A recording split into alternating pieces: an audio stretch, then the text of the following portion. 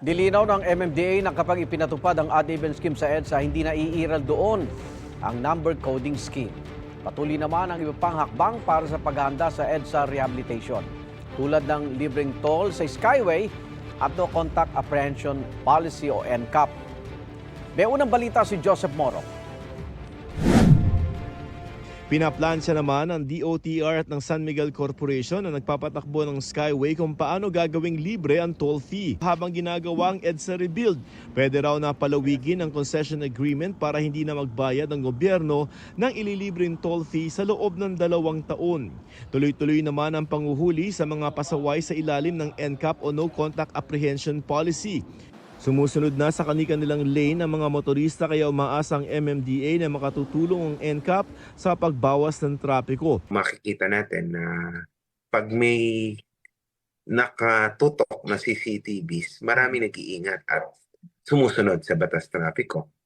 Kaya palang sumunod ng ating mga kababayan na motorista pag meron pong nakatingin na hindi po namin kaya mano-manong gawin. Iba't iba ang multa depende sa paglabag.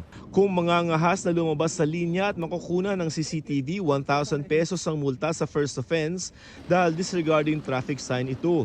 100 pesos kung nakatsinelas at 1,500 pesos kung walang helmet. Sa susunod na linggo, ilulunsad ng MMDA ang text alert at website para sa mas mabilis na pag-abiso sa mga mahuhuling motorista. Inaayos na rin gawing option ang pagbabayad ng multa gamit ang mobile wallets. Nagbabala naman ang MMDA na hindi sa kanila galing kaya huwag gamitin ang isa umanong link kung saan pwede mong malaman kung may violation ka. Kasama naman sa ipinangakong aayusin ng MMDA lalo na sa papalapit na EDSA rehabilitation ang mga bangketa. Inabutan ng mga tauhan ng MMDA Special Operations Group Task Force ang bangketa sa Pasay na kung hindi tinambakan ng mga basura, tinayuan ng tindahan, lotohan at lutuan. May basketball board at ring pa. May bahagi rin ng bangketa na pinarerentahan ayon sa MMDA. Pero ang mga nahuhuli di na raw kagaya dati na nagiging mas palaban. Meron tayong mga ilang mga nahuhuli na sinasabi nga nila, sir, nahuli niyo po kami pero okay lang, mali naman po kami. So I think there's this acceptance already.